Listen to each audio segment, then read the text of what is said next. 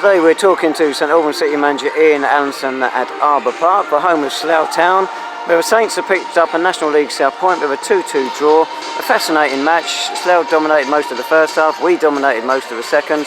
It ended up with honours even. But opening half hour in, our previous game against Slough had been at their two old grounds on grass. Was it the surface today, the plastic, that got us off to such a slow start? I don't know really, because as I say, it's difficult because you obviously come into a 3G pitch, and I have to say it's a really good surface, and you know, we do the 15, 20 minutes, 30 minutes before the game, but I just didn't think we got to grips with it early on. Our passing was very slow, deliberate. I think we looked really tired, I felt, first 30 minutes, and you're trying to get a bit of energy from people, and then all of a sudden, you know, as you say, they've had 30 minutes, even though they've got a scrappy goal, they never really caused us many problems. And then we had 15 minutes of real good play where we started to zip the ball around, started to pass it, sort of found a bit of confidence from somewhere, scored a really good goal, had a really good chance to make it 2-1, and you know, everyone tells me it's a penalty on Sam Merson, but as I say, I'm a long way away until I see the highlights, I can't say, but you're right, you know, 15 minutes before out, and we come out and carried it going in the second half. We've had a really good 30 minutes. We've missed a penalty. We've missed 2 or 3 other really good chances, and then, you know, from nowhere, they've really picked up for the last 15 minutes, and they've caused us lots of problems. Lots of long throws, lots of corners, put us under massive pressure, and we've had to defend for our lives, and to come away with a 2-2 draw. David Moyo had a good chance just before he did get our first goal. And that goal he got, it's his first one in just under 3 months. He needs that one really, doesn't he? We spoke just before the game and we said if you go and get one, your confidence will come back, and I felt once he got his goal, I felt he was excellent. He led the line really well. He started to set up some chances, he's put a couple of really good crosses in the box.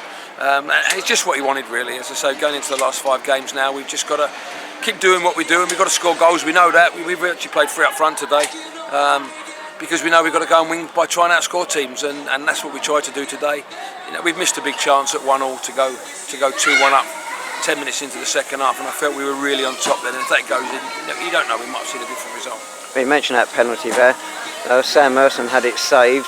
Clover's cam, Joe, it looked though it's almost impossible to miss a rebound. Well, it is, but as I said, you know, with the ball bouncing around on the AstroTurf, you're not sure really how high it's going to bounce. I mean, Clovers has reacted great. The keeper's made a great save. He's reacted to the rebound.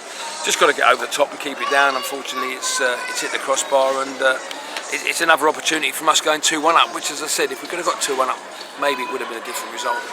Well, Slough then regained the lead with a deflection, but again we came back well, and I think Tom Bender was handed the equaliser. As I say, I think we're like, I mean, the keeper's obviously made a bit of a howler there, and obviously we were lucky that the linesman was right on the corner flag who gave us the goal. So, but good crack, great character from the players. As I said before the game, is that, you know, we know we've got to win games of football. Draws are no good to us. We're trying to be as brave as we can without really going forward too quickly, too much. But as I say, we have to win games of football. Draws are no good, and once we had the opportunities to get in touch in front today, and that was a disappointment. But as I say, first 30 minutes were really, really slow and ponderous, and once we picked the pace up and got passing the ball a little bit better, we were much better, but it took too long to get going today. Those last 10 minutes were a bit frantic. We were hanging on, corner after corner after corner, shots blocked. Well, I just felt we brought it on ourselves, David, because we refused to put balls in behind them, and when we did, we were just too long in actually putting the ball in behind, and we were getting caught offside. So all we was doing is inviting them on, where we need to have a little bit more quality in that final half in terms of their half, and pass the ball a little bit sharper, a little bit quicker, and make our runs, because we certainly had some pace up there with Liam and Cal da Costa and David Moyo, but we didn't put any quality through in the last 10-15 minutes, and as I say, we kept giving it away. The ball came up, we gave it away, and they just kept putting it back in. They started to use the long throw, they started to use the corners, and they put us under massive pressure. Quite a few successive games now, Ian. We've seen an incident where it's been a foul one way or the other. Suddenly a load of players rush over, and there's a lot of pushing and shoving goes on. Do players 30 or 40 yards away really need to get involved? Not at all. I think you did right there. At the end of the day, it's loads of pushing and shoving, and we end up with 2 yellow cards for 2 players that really shouldn't have got done with it. I don't even know what went on. All I see was that 2 players got into the corner flag, and that was it, and then all of a sudden there was like 22 players again getting involved. So no, it is something that's silly, and we've always said it, if players get involved and they get booked for dissent or retaliation or sent off, then there'll be a fine for them. They'll lose part of their wages. So we'll wait till the referee sends a report through. I get a report every week of who's been booked and for what reason why, and if it's for dissent or retaliation, then the club will take its action. Luke Joyce Dwokra, I bet I've got it wrong. He's back at the club, his second spell. He had a brief run out last season, didn't touch the ball, came on today and didn't touch the ball. That obviously finishes your shopping for the season. Well, I think the window closed on Thursday, so we have to just get on with what we've got, which isn't bad. We've got a good squad. David Noble's trained well this morning, which is good, so he's made good progress since he had his injection.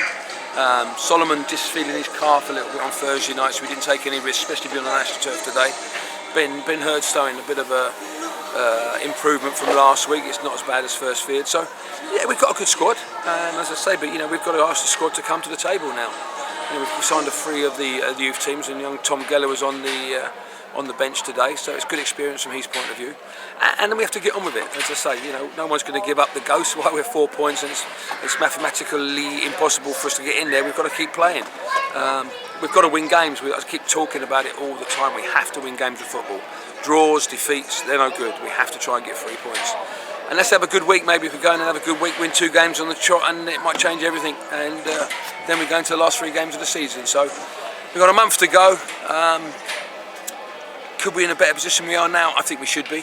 I think we've dropped too many points in terms of the goals we've conceded. But we've had big opportunities today to go on and win today's game, and we haven't taken them. Dave Dijo was out there before the game with the players. His hand looks a lot better. I've taken the heavy bandage off. How's it looking overall for him? Yeah, we just can't. He's got a pin in it, and why he's got the pin in it, he can't play any football, because if he was to fall on it, and it was just to obviously set him back. So unfortunately, as I say, it's a finger injury. It's just a shame because he's fine, his fitness level's there, but because this pin is sitting in between the hand, which is and the stitches are there on the back of the finger, we have to abide by what the specialist says and what they've told us. There's no football now till the beginning of May, really, middle of May, and then we have to accept that. Zane Banton's, obviously I went to see him in a week, and he was in bed with his leg up, and hopefully we can try and get him to an event we've got on Wednesday with Paul Merson. Be good to see him as well, but he's on crutches, so but his operation went really well. The plate was fitted in, and he's probably 8 weeks, 10 weeks in plaster, so hopefully when we get him back, he'll start training for the start of next season. A bit better news, not injury news. Dean Snedker called up for the Football Association 11 match. Yeah, it's great. I mean, I'm pleased for Dean. As I said to him, I think the consistency he's shown since January has been really good. I mean, when I look at the goals he's conceded, it's too many, as we've said before. We've conceded too many goals this year, but you can't put much against what he's done wrong in the last sort of 12, 14, 16 games. So really pleased for him, pleased for the club. It's a great accolade for the club as well as for Dean, and hopefully, if he does go and he plays and he performs well, it might lead on to something else. Next week, Chelmsford City at Clarence Park, over at their place. Ralston Gabriel helping himself to 4 goals and a 4-2 win. The strikers are not banging the goals in at the moment, but as you say, it's a match we need to win. It is. I mean, we're at home. Hopefully we're going to get a decent crowd. The supporters again today, and last week against Gloucester, I have to say the supporters have been outstanding this year. They've turned up in their numbers. They've got behind the players, and again today they were pushing them on, and it's just a shame in the end, as I say, draws at the moment, and if you look back probably over the last 10 games, we've had too many draws. If we could have just converted 2 or 3 of them into wins, and we've certainly had chances in them games to go and win games of football, we would be sitting in the playoffs now. We're not, we're 4 points behind, we know what we've got to do, we're planning to prepare properly this week, and then hopefully we can go and pick 3 points up against a difficult, good Chelmsford side next week. Great, thanks so much, Ian. So Saints next in action, that's next Saturday, the 6th of April, when Chelmsford City are visitors to Clarence Park in National League South. Kick-off is at 3 p.m.